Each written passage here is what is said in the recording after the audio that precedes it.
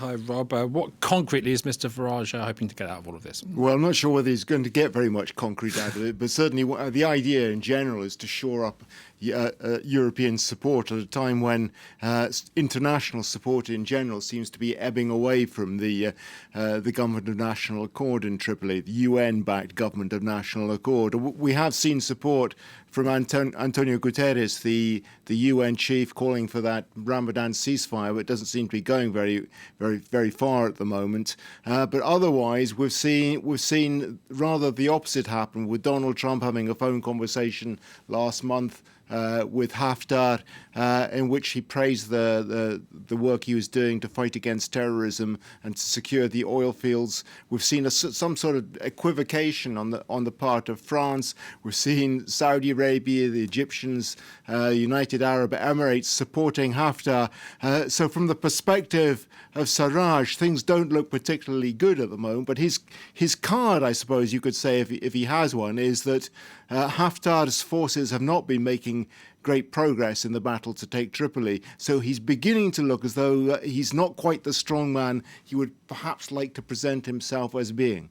You're talking there about him losing support. Are the Europeans on the same page over this one? Well, I mean, this is the thing, Faraj obviously very concerned that is not the case, and it does rather look as though that's really is the case, that the Europeans aren't on the same page. I think broadly speaking, you could say of the three heads of state he'll be visiting, that's Italy today. He's meeting Prime Minister Conte, President Conte, sorry, and then he's moving to talk to Angela Merkel in Germany later on today. Those two, broadly speaking, I think it would be fair to say, are pretty much on the side, for the moment at least, of the GNA in Tripoli. But the position of France is rather more edgy. I think the Italians have made clear that as far as they're concerned, there is no military solution to this. That the idea that Field Marshal Haftar, as he calls himself, can win a military victory that he will be able to then move from to impose his authority on the state of Libya is a mirage that is simply not going to happen. That he doesn't have support amongst the Tubu and the Tuareg in the south. He doesn't have support in the northwest from the militias of Misrata, for instance.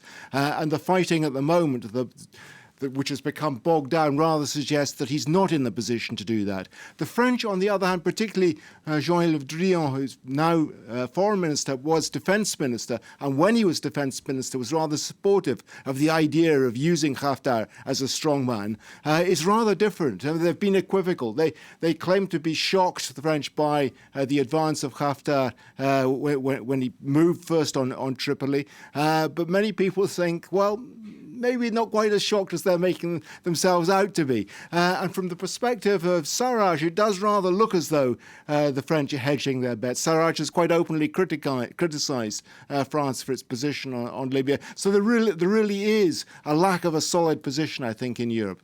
And when he looks at all this going on, what was Haftar thinking, do you think? Well, I mean, it's problematic for Haftar as well. I mean, certainly he sees that the international community is increasingly divided, that the GNA is not strong. It survives only because of the support of a ragtag bunch of militias in and around Tripoli. But on the other hand, he's not making a great deal of progress either. On the other hand, he is getting weaponry. We've heard a report over the last couple of days that the drones that apparently his forces have been using are only made in China, which doesn't mean they necessarily came from China. They could have come from a third party. But clearly weapons are getting in on his side, including apparently French weaponry as well. So Haftar's position, I suppose he must feel that he's got to make a breakthrough fairly soon. The weather is only going to get hotter over the next few months. It'll make fighting more difficult. He's had the benefit of spring weather over the last couple of months. He's really got to make a breakthrough soon, I think. Otherwise, the people who have supported him up until now are going to think, well, maybe not. Robert Parsons, thanks for joining us.